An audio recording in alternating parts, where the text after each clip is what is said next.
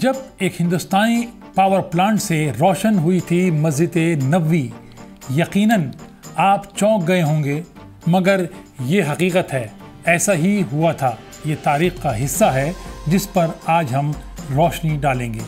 میں ہوں منصور الدین فریدی اور آپ دیکھ رہے ہیں آواز دا وائس کا خاص پروگرام باخبر۔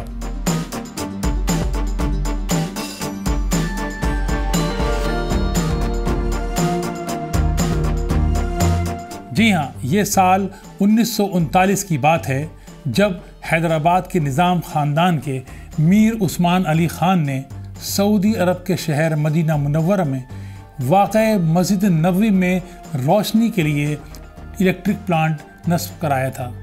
یہ اس وقت ہوا تھا جب پرانا پاور پلانٹ جس کو عثمانی حکمرانوں نے نفذ کیا تھا بظاہر خراب ہو چکا تھا یا ٹھپ پڑ گیا تھا۔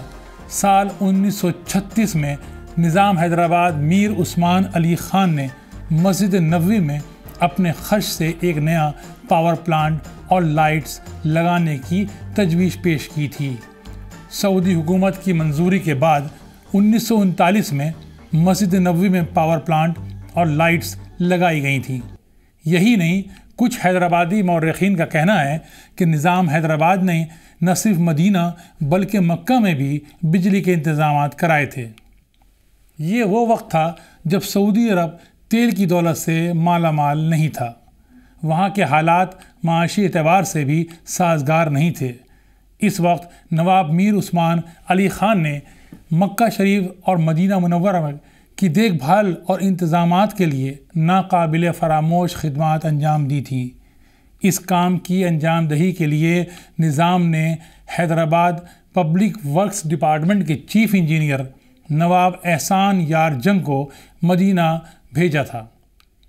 پہلے آپ کو یہ بتا دیں کہ سال 1911 سے 1948 یعنی 37 سال تک حیدرآباد پر حکومت کرنے والے میر عثمان علی خان کوئی عام نواب یا شہنشاہ نہیں گزرے، بلکہ وہ اپنے دور میں دنیا کے امیر ترین شخص اور رعایا پرور حکمراں تھے۔ اس دور میں ان کا شمار دنیا کے امیر ترین لوگوں میں ہوتا تھا۔ ٹائم میگزین نے 22 فروری 1937 کے شمارے میں سر ورق پر ان کی تصویر کے ساتھ دنیا کا امیر ترین شخص کا عنوان لگایا تھا۔ اگر بات کریں نظام میر عثمان علی خان کی تو ان کی فراخ دلی مثالی تھی، جس کی لاتعداد مثالیں ہیں۔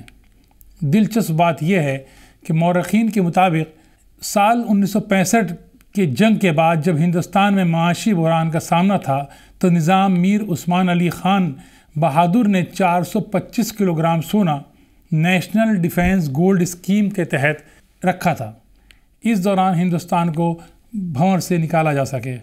حیدرآباد کی کئی اہم عمارتیں جیسے Hyderabad high court, assembly hall, public gardens, Asafia library, Osmania general hospital, Nizam college, Himayat Sagar اور Nizam institute of medical sciences, Niloufer اسپتال، نظام شوگر فیکٹری وغیرہ کی تعمیر انہی کے دور میں ہوئی تھی۔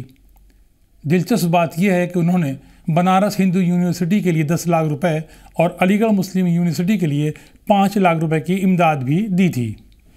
نواب میر عثمان علی خان کی زندگی اور کارناموں سے متعلق ان کے پوتے نواب میر نجف علی خان بہادر نے پچھلے دنوں آواز دا وائس کو بتایا تھا، ان کے دادا جان میر عثمان علی خان نے نہ صرف مکہ اور مدینہ میں برقی نظام قائم کیا تھا بلکہ تقریباً 50 برسوں تک مقدس شہروں میں کئی انتظامات کیے تھے، اس کے لیے فنڈ مہیا کیے تھے۔ ان کے مطابق نواب میر عثمان علی خان کی فراخ دلی کے تحریری ثبوت موجود ہیں، جس کے سلسلے میں انہوں نے فرمان جاری کیے تھے۔ ایک مضمون زوال حیدرآباد کی کہانی میں لکھا تھا کہ مکہ معظمہ اور مدینہ میں پانی اور بجلی کے خرچ بھی ریاست حیدرآباد نے اپنے ذمے لے رکھے تھے اور عظیم مقصد کے لیے مدینہ بلڈنگ کے نام سے شاندار عمارتیں جو کہ آج بھی باقی ہیں مکہ اور مدینہ کے لیے وقف کی تھیں، جن کے کرائے مکہ اور مدینہ کو بھیجے جاتے تھے۔ یہ 20ویں صدی کی ابتدائی دہائیوں کی بات ہے۔ اس وقت سعودی عرب کی معاشی حالات اچھے نہیں تھے۔ حیدرآباد نہ صرف سعودی عرب کی مالی مدد کرتا تھا بلکہ یہاں سے اناج بھی سعودی عرب بھیجا جاتا تھا۔ آپ کو بتا دیں کہ مسجد نبوی میں بجلی کے بلب کا استعمال پہلی مرتبہ 1909 میں ہوا تھا۔ آج مسجد نبوی میں 30 سے زیادہ قسم کے لائٹس ہیں۔ ان کی تعداد 1,18,000 سے زیادہ ہے، جس میں مختلف سائز کے جھاڑ فانوس بھی ہیں۔ نواب میر عثمان علی خان کی خدمات اور جذبے کے سبب سعودی عرب کے شاہ سعود بن عبدالعزیز نے 1954 میں حیدرآباد کا دورہ کیا تھا۔ نواب میر عثمان علی خان سے اظہار تشکر کیا تھا۔ ایک رپورٹ کے مطابق دلچسپ بات یہ بھی ہے کہ حیدرآباد ہی وہ شہر تھا جس نے 1946 میں جدہ کے لیے حج پروازوں کا سلسلہ شروع کیا تھا۔ نظام حیدرآباد کا جب 24 فروری 1967 میں انتقال ہوا تو ان کے جلوس جنازہ میں 10 لاکھ سے زیادہ لوگ شریک ہوئے تھے۔ یہ تھی ایک تاریخ جسے ہم نے آپ کے سامنے پیش کیا ہے، اور یہ ایک تحریری ثبوت کے ساتھ موجود ہے، حیدرآباد کے تاریخ کا حصہ ہے کہ نظام حیدرآباد نے مسجد نبوی میں اس دور میں پاور پلانٹ کا انتظام کیا تھا جب وہاں حالات اچھے نہیں تھے۔ تو یہ تھی آپ کو باخبر رکھنے کے لیے ایک اور پیشکش۔ امید ہے کہ آپ کو پسند آئی ہوگی۔ آپ آواز دا وائس اردو کو لائک کریں اور سبسکرائب کریں۔ شکریہ۔